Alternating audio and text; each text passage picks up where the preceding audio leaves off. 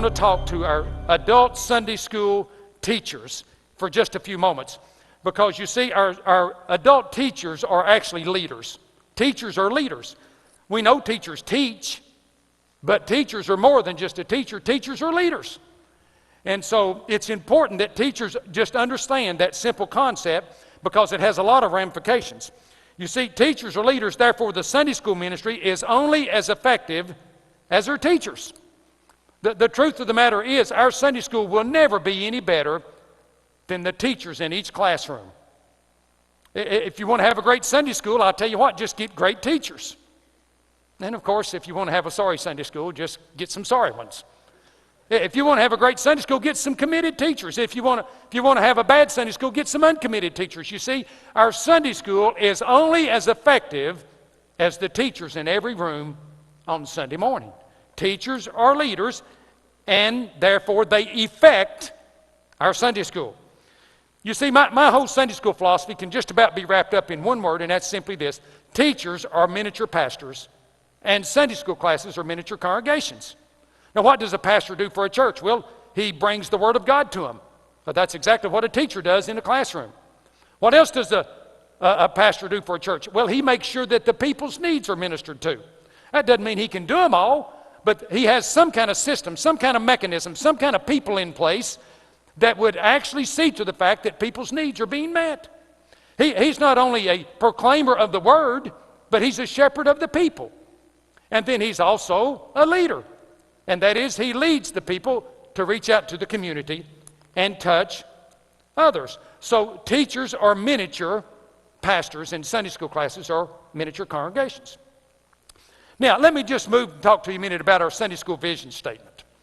We find that, and I want to make sure that what we do is anchored in the Word of God. And so in the Bible, it says in Matthew chapter 4 and verse 23, it says, "And Jesus went about all Galilee," and it says he was doing three things. He was teaching in their synagogues, and he was preaching the gospel of the kingdom. The word preaching there is the same word in the Greek from which we derive our word to evangelize. He was out evangelizing. He was teaching in the synagogues. He was evangelizing by preaching the gospel. And then it says he was healing all manner of sickness and all manner of disease among the people. He was ministering to people's needs. Thus, we get our three tasks of Sunday school: reach people, teach people, and minister to people. The same three things that we see Jesus doing here in Matthew chapter 4. But also we see Jesus in Matthew chapter 9 doing the same thing. In Matthew chapter 9 and verse 35, here it says he was in all the cities and villages. Before he was in Galilee, now he's apparently spread out. And it says he was doing three things. And it's a direct quote just about from Matthew 4:23. It says he was teaching in their synagogues. It says he was preaching, again, to evangelize. He was preaching the gospel of the kingdom.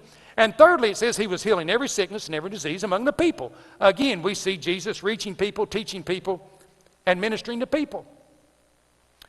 I have a conviction that we'll never be a Great Commission church if we don't have a Great Commission Sunday school, because the Sunday school is the largest organization in the church. And therefore, as we look at these three tasks, obviously the first two encompass the Great Commission found in Matthew 28, 18, and 20. And that is that we would go, make disciples of them, and then that we would teach them to observe all things whatsoever he's commanded us. And so we see even in the Great Commission the reach and teach aspect of our Sunday school, and that's the reason we call that our Sunday school vision statement. I want you to see that the teacher, the three roles of the teacher fit within the context of this, as I've mentioned earlier. But obviously, if we're to teach people, then somebody's got to teach. Well, that's the teacher. If we're going to reach people, then somebody's got to lead us to do that, and that's the teacher. And if we're going to minister to people, again, someone's got to lead and organize that class to do that. That is the teacher. Actually, the three roles of a miniature pastor fit right in with the three roles, the three tasks of our Sunday school. And so it's important that we understand our role and how it fits with our Sunday school vision statement. Now, let me move to another category, and that is our Sunday school vision strategy. Well, we've got a vision statement, reach, teach, and minister. We've got a vision strategy, and it's real simple. Two things: develop more leaders, birth more classes. That's what we've been doing for years. We constantly want to raise up new people. and allow them to go exercise their spiritual muscles and start new classes. And obviously, the more classes we start, the more people we can assimilate into our church. And so it's important that as leaders, not just teachers, but as critical leaders in our church, you understand that we've got to always be developing new leaders. You see, it's important that you understand it because we develop leaders out of the adult division, of course. And so it's important that our adult teachers understand this. You see, I believe that the adult division of the Sunday school, and I want you to catch, I'm going to make a bold statement. I believe the adult division of the Sunday school is the most strategic area of ministry in the whole church, period. And that's my conviction. You can disagree if you'd like. But the reason I believe that is because it's out of our adult classes that we're reproducing leaders that allows us to start new classes or to put people in other ministries, whatever those ministries may be. And so it's our adult leadership that does that in our adult classes. You see, if the adult division of our Sunday school is the most strategic area of ministry in the church, I'm going to say something, teacher. That means you are the most strategic leader in our church. Let that sink in. And that's the reason it's important that you not only teach, but that you lead in such a way that we can develop more people and start more classes. Now, as we look at this, it takes us into our Sunday school vision structure. You see, our vision statement is to reach, teach, and minister. Our vision strategy is to develop new leaders and birth new classes. But our vision structure fits right in with this because, you see, we've got to do two things. We must align our personnel and our leadership with our three tasks, and we must allocate time to do the three tasks. And so it works just real simple. Let's look at structuring our leaders to the three tasks. What about reach people? Well, what do we want to do with that? Certainly, teacher, you have to lead in that, but you need to have an outreach leader who is actually going to carry that for you and see to the details that have to be done with that, because here's what I do know. You folks have real life jobs and families. You can only do so much. And so that's the reason that you lead that effort, but someone else has to administrate that effort for you, and that's called the outreach leader. And so we want to align a task, reach people, with a leader, an outreach leader. And then obviously we say we want to teach people, so we need to align a leader with that, and certainly in Sunday school everybody understands that that's the teacher. You teachers fill that position. And then thirdly, minister to people, and that's the reason we want care group leaders, because we must align a person with a task. Now I need to say this. More times than not, if there is no person aligned with the task is not being done, or at least is not done as effectively and as efficiently as what you'd like to see. Just like if there's not a teacher for the class, we're not going to have a very good Bible study probably this Sunday. We just show up and somebody's going to have to wing it. And the same's true with outreach, and the same's true with care group leaders.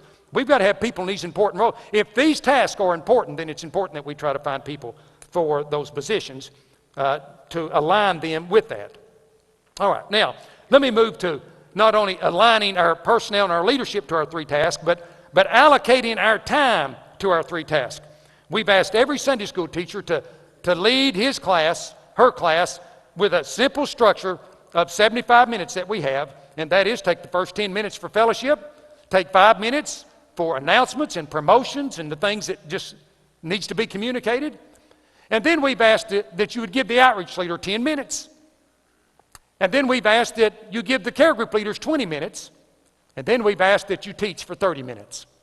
Now, why is it that we want to do this? It's because, again, we want to make sure that we not only align a leader with each task, but we want to make sure that we allocate some time to each task, because this I do know, if the task is not given any time on Sunday morning, it becomes out of sight, out of mind, we forget it, and we just don't do it.